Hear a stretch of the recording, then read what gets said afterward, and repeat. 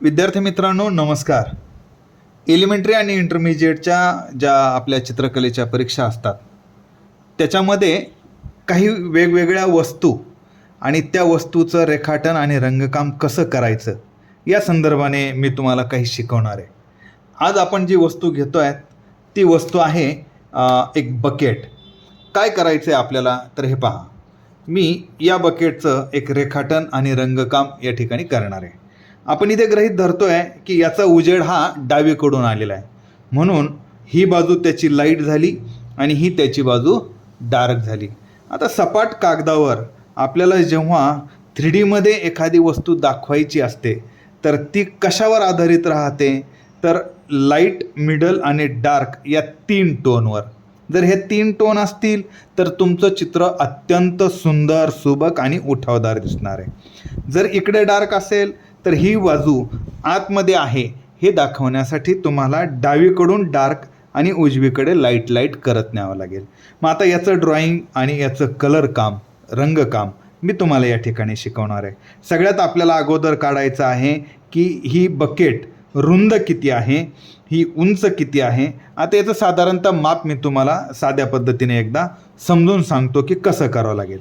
समजा मी इथे असं बघतो आहे की या बकेटचं जे तोंड आहे किंवा याची जी रुंदी आहे ती साधारणतः एवढी आहे आणि उंची किती आहे तर मी हे बघणार की इथून ही किती येणार. म्हणजे आपल्याला एक अंदाज येऊन जातो की मला आडवं आणि उभं हे किती असलं पाहिजे. म्हणजे याचं आडवं माप एवढं आहे आणि याचं उभं माप हे इतकं आहे. चला तर मग आपण हे तुम्हाला कसं काढायचं ते शिकवतो. सगळ्यात अगोदर आपण करूया रेखाटन. यामध्ये आणखीन एक सूचना अशी आहे की परीक्षेमध्ये आपल्याला हे चित्र काढत असताना कोणत्याही यांत्रिक साधनाचा वापर करायचा नाही आहे. म्हणजे तुम्हाला कर्कटक वापरता येणार नाही, तुम्हाला पट्टी वापरता येणार नाही. मग हे सगळं माप घ्यायचं तर कसं घ्यायचं याच्या काही टेक्निक आहे त्या मी तुम्हाला शिकवतो. आणि इथे जे तुम्हाला लाईनिंग दिसत आहेत ह्याच्या तर ह्यासुद्धा काढण्याची गरज नाही.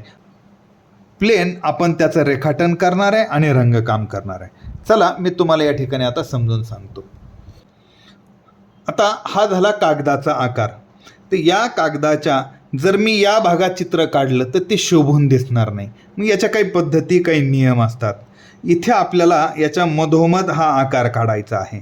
आता वेगवेगळ्या वस्तू मी काही इथे काढणार नाही, मला तुम्हाला शिकवायची आहे बकेट, तीही 3 टोनमध्ये. 3 टोन लक्षात ठेवायचे, लाईट, मिडल, डार्क, त्याच्यानंतर हायलाईट आणि शॅडो. रिफ्लेक्शन काय आहे हे मी तुम्हाला व्हिडिओमध्ये समजून सांगणार आहे. चला तर आता या ठिकाणी मी तुम्हाला रेखाटन कसं करायचं ते शिकवतो.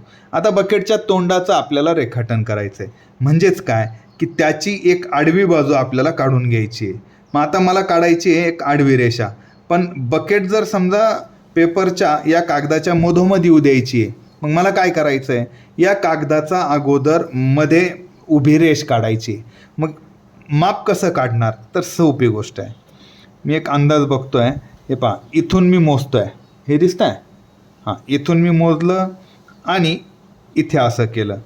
तेच माप मी आता डाव्या बाजूने घेतो आहे, इथून मोजतो आहे आणि इथे असं करतो आहे.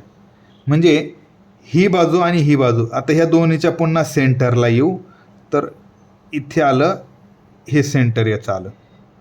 मग परत एकदा इथून मोजणार आपण. हे पहा, ह्या बाजूपासून मला जे दिसतं आहे इथपर्यंत, नंतर पुन्हा ह्या बाजूपासून जे दिसतं आहे ते इथपर्यंत. म्हणजे काय झालं की मी एक उभी रेषा काढण्यासाठी, पण ती मधोमध आली पाहिजे असा एक पहिले अगोदर दृष्टिकोन आपण समोर ठेवायचा आहे. मग मी इथे एक उभी रेषा काढतो आहे.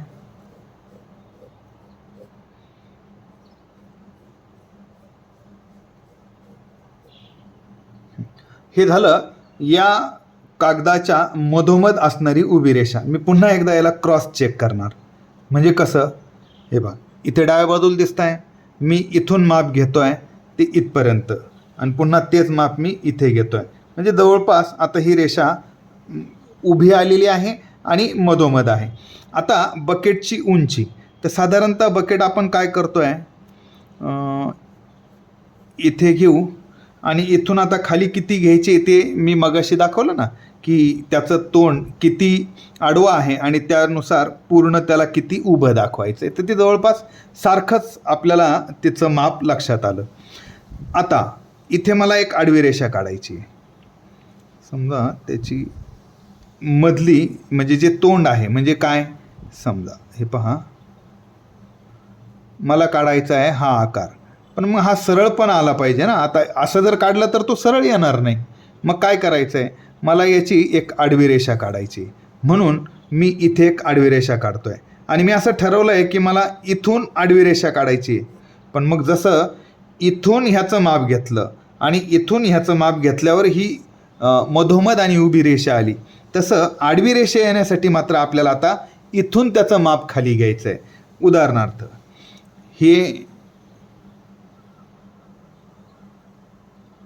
इथपर्यंत आलं, तसंच हे इकडे आहे आणि हे पण इकडे आहे. म्हणजे मला आता आडवी रेषा काढायला थोडंसं सोपं जाईल.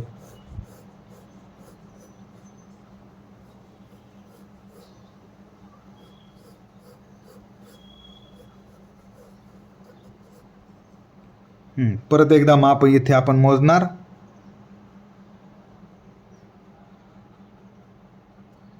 ठीक आहे,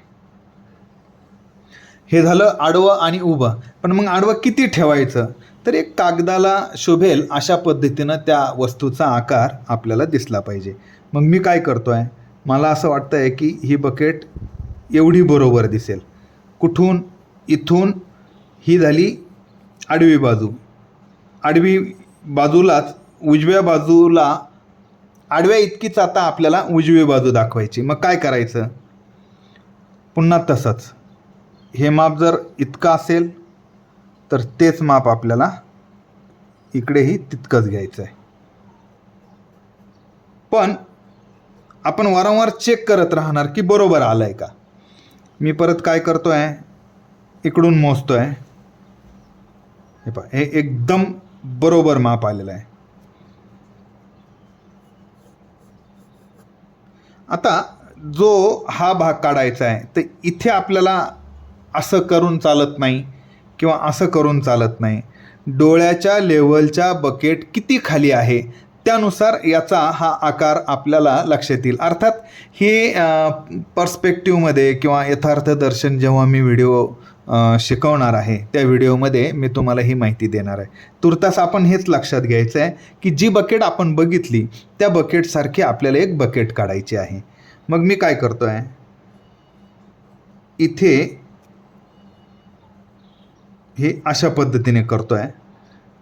कंस म्हणूया, एक कंस इकडे, एक कंस इकडे. मग वरची बाजू एकदा पूर्ण करू आपण.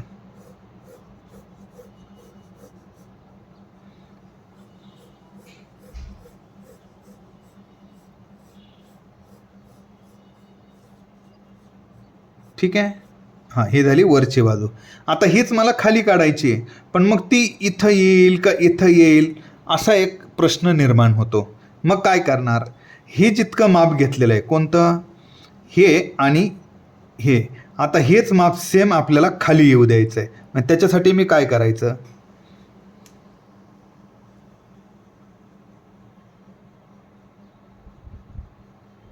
परत एकदा तीच पद्धत माप घेण्याची इथपर्यंत. पण मी हे बघणार की खरंच हे माप तितकंच आहे का, म्हणून मी परत याला असं चेक करणार. हां, हे एकदम बरोबर आलेलं आहे. मग हे वरचं जसं वळवलं आहे तसंच मला हे खालचं सुद्धा वळवायचं आहे.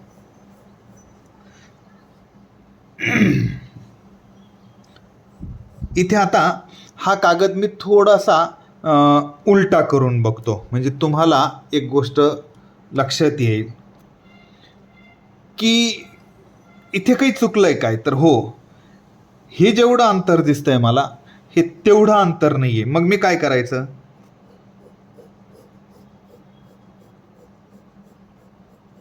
हे पहा, म्हणजे जेव्हा आपण चित्र उलटं करून बघणार तेव्हा आपल्या हे लक्षात येतं की नेमकं माप कशा पद्धतीने चुकलेलं आहे आणि त्याला आपण कसं दुरुस्त करायचं आहे. तर ही झाली आपली वरच्या तोंडाची एक बाजू.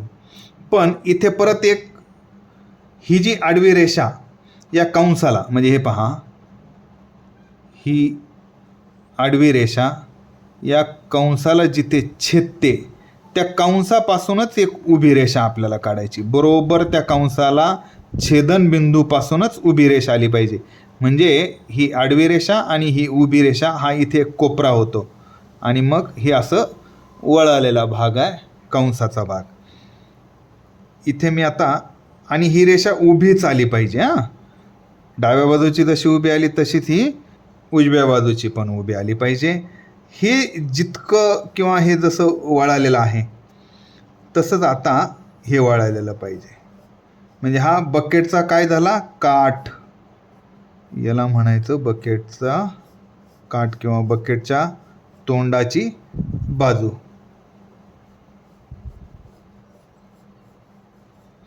इथे किती रेषा झाल्या आता, 1 आणि 2. पण इथे किती आहे, एकच आहे. आता इथे आपल्याला आतली जी बाजू आहे म्हणजे बकेटचं जो काठ आहे तो किती जाड आहे, तर तो साधारणतः इतका जाड आहे, आपण असं गृहीत धरायचं. तर डाव्या आणि उजव्या बाजूला अंतर जास्त राहील.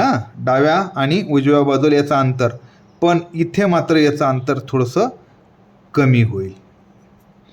का तर दूर जाणारी बाजू ही छोटी दिसते आणि जो मी आकार काढतोय त्या आकाराच्या पर्स्पेक्टिव्हसाठी मला हे असं दिसत असतं.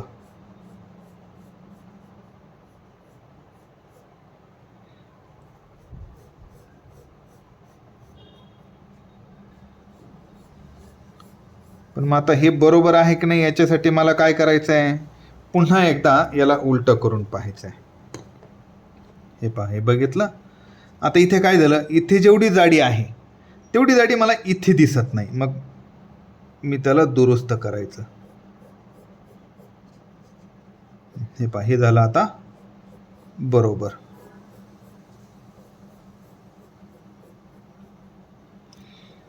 म्हणजेच काय की इथे रेषा येणार 3, 1 2 3, पण वर किती येणार, 2, 1 आणि 2.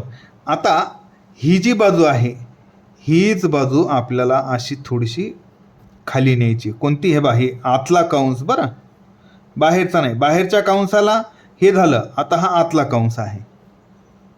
पण आपण काय बघितलं होतं की बकेटची रुंदी आणि बकेटची उंची ही जवळपास सारखीच होती. मग इथे आपण तीच पद्धत अवलंबू. हे एवढं आणि इथून हे एवढं, तर एक साधारणतः आपण याला इतकं घेऊ. ठीक आहे. मग ही आडवी रेषा काढताना मी काय केलं होतं, इथून याचं माप मोजलं, इथून ह्याचं माप मोजलं. तीच पद्धत आता मला खाली आडवी रेषा काढताना अवलंबवायची आहे. मग इथे मी याला एक पॉईंट देतो. हा पॉईंट मी इथे असा मोजतो, तोच इकडे घेतो आणि तोच इकडे पण जाऊ देतो. म्हणजे काय होईल की ही आडवी रेषा आता एकदम बरोबर अशा पद्धतीने आडवी येईल. मग बकेटला रुंदीला ही जेवढं अंतर आहे तेवढं खालच्या बाजूला बुडाला असेल का, नाही. ती थोडीशी तिरपी आहे, म्हणजे या अंतरापेक्षा आपल्याला कमी अंतर पाहिजे.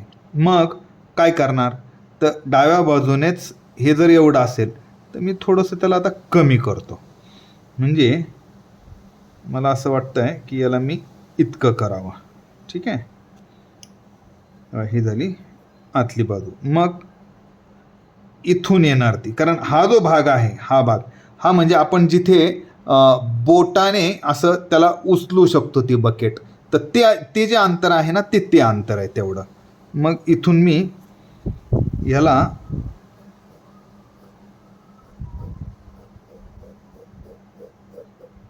थोडंसं वक्र किंवा वळालेली रेषा आपण म्हणूया त्याला, अशा पद्धतीने काढली. हेच अंतर आपल्याला उजव्या बाजूला घ्यायचं आहे. मग त्याच्यासाठी परत तीच पद्धत, माप घेण्याची, त्याच पद्धतीने माप घेणार मी,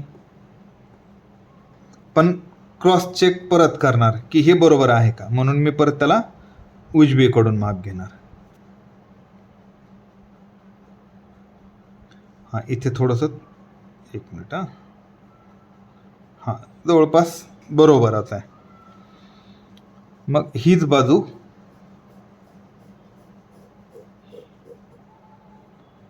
बकेटसाठी ही अशा पद्धतीने मी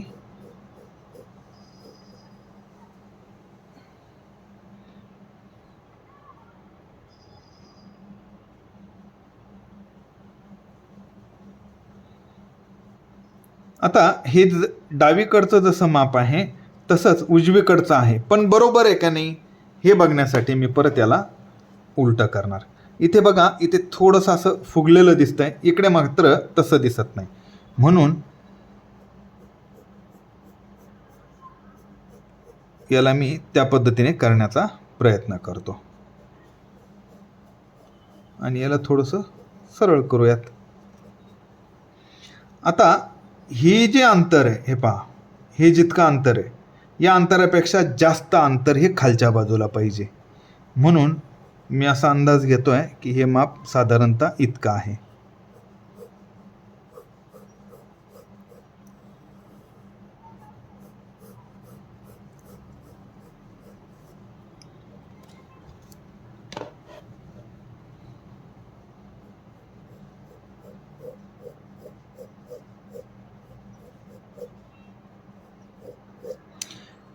हे ज्या पद्धतीने वळवलं, बस त्याच पद्धतीने याला सुद्धा आपल्याला वळवायचं आहे.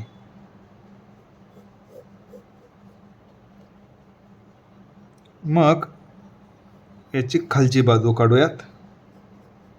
हे आता एक अंदाज घ्यायचा की हे इतकं आहे तर हे पण तितकंच येणार.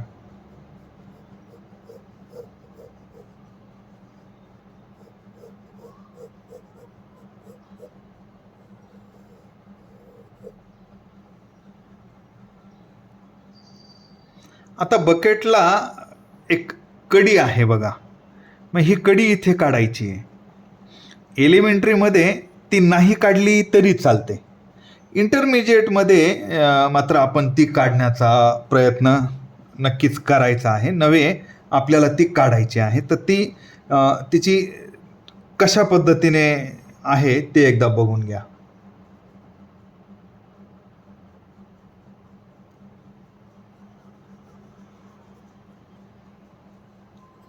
तर साधारणपणे ह्याला जर ही बाजू असेल तर इकडे ती इथपर्यंत येणार, ठीक आहे. म्हणजे इकडून असेल तर याचे, जर समजा इथून सुरू झाली असती त्याची कडी तर ती इथे असली असती, आणि जर इथे असली असती तर ती इकडं आली असती, पण आपण थोडीशी तिरपी दिसते म्हणून इथे आपल्याला त्याला काढायचं आहे.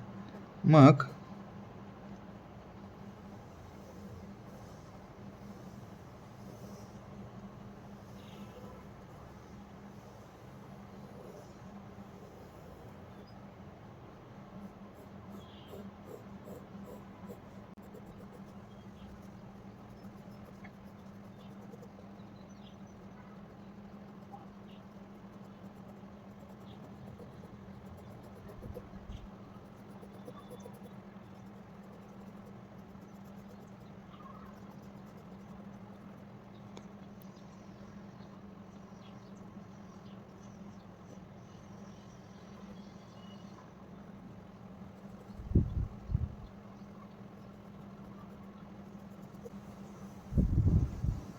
हे अशा पद्धतीने आपण त्याच्या कडीचा जो आकार आहे तो काढून घेतलेला आहे.